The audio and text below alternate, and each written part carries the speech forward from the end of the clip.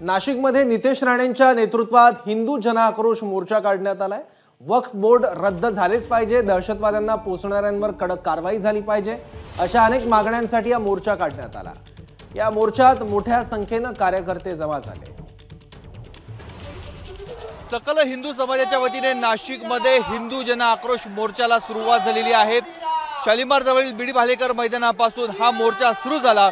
आता शालिमार चौकामध्ये आलेला आहे। शालिमार चौकातून हा मोर्चा पुढे मेन रोड मार्गे रविवार कारंजा MG रोड मार्गे जिल्हाधिकारी कार्यालयावर जाणार आहे। आपण बघतोय मोठ्या संख्येने हिंदू संघटनांचे पदाधिकारी, कार्यकर्ते, नागरिक या मोर्चामध्ये सहभागी झालेले आहेत। आमदार नितेश राणे समोर दिसत आहेत। नितेश राणे यांच्या नेतृत्वामध्ये या मोर्चाला सुरुवात झालेली आहे। मोर्चाची प्रमुख मागणी वक्फ बोर्ड रद्द झालं पाहिजे, त्याचबरोबर मोठ्या प्रमाणावर अल्पसंख्याकांचे जे अतिक्रमण होत आहे ते अतिक्रमण हटवावं, दहशतवाद्यांना पोसणाऱ्यांवर कडक कारवाई करावी, उत्तर प्रदेश प्रमाणेच महाराष्ट्रामध्ये देखील हलाल सर्टिफिकेट देणं बंद करावं, अशा वेगवेगळ्या मागण्यांसाठी हा मोर्चा काढला जातोय।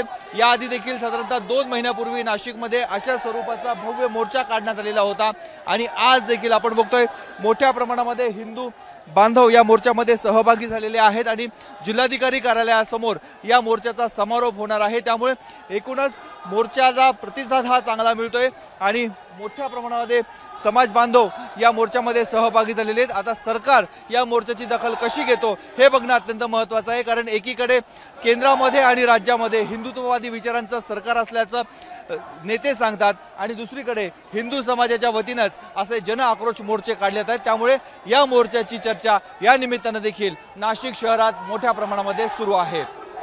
कॅमेरामॅन किरण कटारेसह मुकुल कुलकर्णी, ABP माझा, नाशिक। ABP माझा, उघडा डोळे बघा नीट।